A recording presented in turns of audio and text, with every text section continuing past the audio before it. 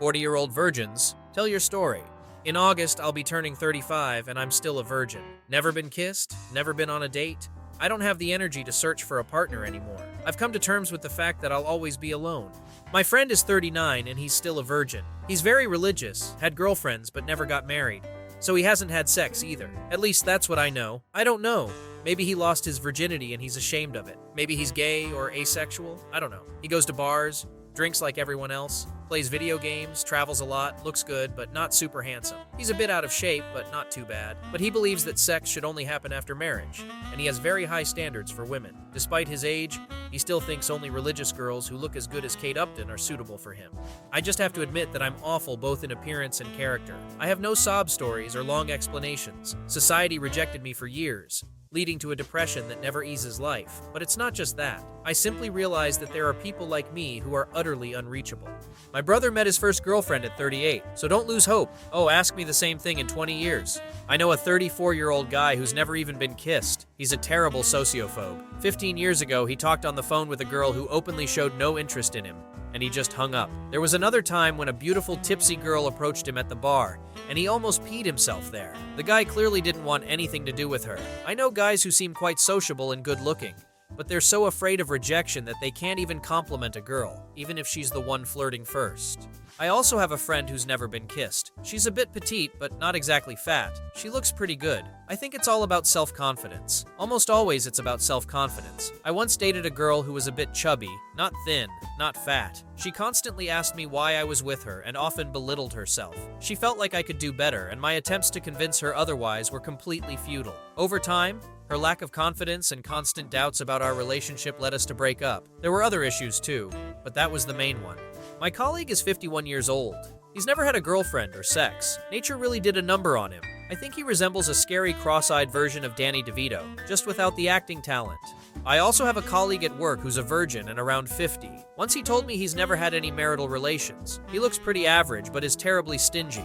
Despite having quite a bit of money, he considers himself an evangelical, constantly pursuing girls a little over 20 who are clearly too good for him, although he doesn't see it that way. I'm sure he wants his future wife to be a virgin too. He tried online dating, but always fell for scams. I feel sorry for him because I went through a period myself where I unsuccessfully tried to find a partner for years. Somehow I feel guys like the one you described don't realize they've aged. I'm 48 myself, and I can tell you for sure that I feel like I'm in my 20s. However, I understand that while my spirit is willing, the flesh is weak, and since nothing is happening in their lives, they think nothing has changed. They really believe they're still 20. I'm over 42, and I completely agree. There's nothing more sobering than going to a party with 25-year-olds. Went once and realized, no, I'm definitely too old for this. I know a girl who lost her virginity at 33 because of a very strict and religious family. Until high school, she had absolutely no opportunity to interact with the opposite sex. In college, she was a bit overweight, but that didn't stop guys from liking her. However, her weight somehow killed any self-confidence she had. So she didn't even notice when guys approached her. Then she focused on her career in the banking sector, worked a lot, and gained it even more, making the situation worse. She had many male friends, but she never learned to recognize when someone was interested in her. Over time, she got herself together, became more confident, and lost her virginity at the same weight she was in college. Only then did she consider herself too fat. Ironical, isn't it? I work with a guy like that. He's around 45-50. He's a strange guy. Works too much, but never spends money, constantly hoarding. He's quite sociable, and I know he wants a relationship. He's just too focused on work, and it really hinders him. This entire thread kind of hints that it's time to make a dating site for people with communication problems. I'd join in a heartbeat. My problem is that I'm afraid someone among my acquaintances will see that I'm on these sites and start asking me about it. I don't really like discussing my relationships with friends and family, but if they find you, it means they also have accounts there. Lost my virginity at 40. I had opportunities before, but somehow I didn't notice them at the time. Sometimes girls would flirt with me, and I'd just freeze and not know what to do. I'm very shy and quiet. Sometimes I feel like I have symptoms of autism, but I've never consulted specialists or undergone any tests. I always felt like something was wrong with me, and I always felt like I wasn't quite normal, but I never really went to parties and hardly drank. Once I invited a colleague over to watch a movie. By the way, she's also very quiet and shy. I allowed her to make the first move, and it all happened. That was 2 years ago. Now we're engaged. I'm 30. I'm overweight, unattractive, poor, and I don't know how to communicate with people. I work at a company that deals with car repairs, and sometimes I don't interact with women close to my age for months, except for family members. I've completely come to terms with the fact that I'll die a virgin. It's simple. I don't attract the girls I like. I go to the gym, engage in sports, love to travel. I know a lot of cool people, have many friends, but most girls my age are already married, and those who are still single aren't particularly interested in me. Now I'm starting to realize that you can live a fulfilling life without relationships, though I regret not having a significant other to share my travels with.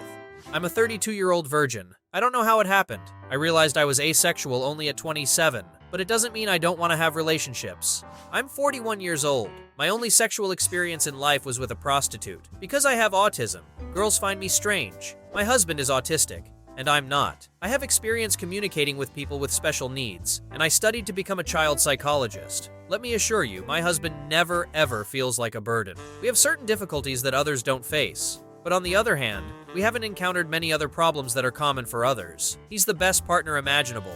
He's very loving, hardworking, gentle. He cooks excellently, takes care of my career and health, and he's absolutely okay with my lively extroversion. When I come home from work, it feels like I'm on vacation, and all this happens without excessive chatter. I know this guy named Buddy. Seriously, he works at a gas station near me. He's around 40, and he's one of the coolest guys on earth. I constantly tell all my friends about him and often deliberately go to his gas station because he's just awesome. Once we talked, and he mentioned that he's never been in love, never been in a relationship, and never eaten meat. Obviously, for some religious reasons, I didn't inquire further. Nevertheless, the dude just radiates positivity and cares deeply about everyone around him. I say all this to illustrate that you don't necessarily need an active sex life or a significant other to live a wonderful life. And the funny thing is, his name is Buddy, and he calls everyone buddies. It's ridiculously amusing. I'm 42. Never been on a date. My story divides into 3 periods. From 17 to 25, I asked girls out on dates. All refused except one. Their most popular response to mine, "Why? Because you're you." One of them explained what that meant, and then I gave up. I delved into studying and everything I liked, and I read a lot about everything.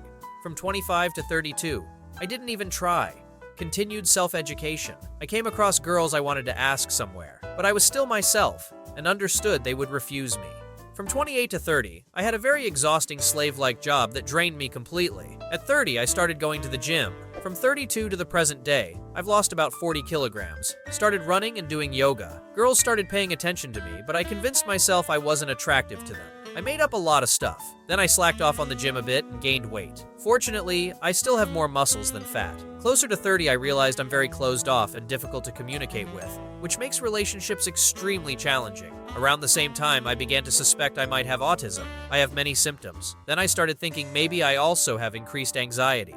I understand I'm the kind of guy who's better than nothing, but I don't want to be someone's last hope. I want to be with a girl who wants to be with me, not one who has to be with me. I don't want to be a burden to anyone. And the realization that I'm a 40-year-old guy who's never been on a date is also a significant obstacle.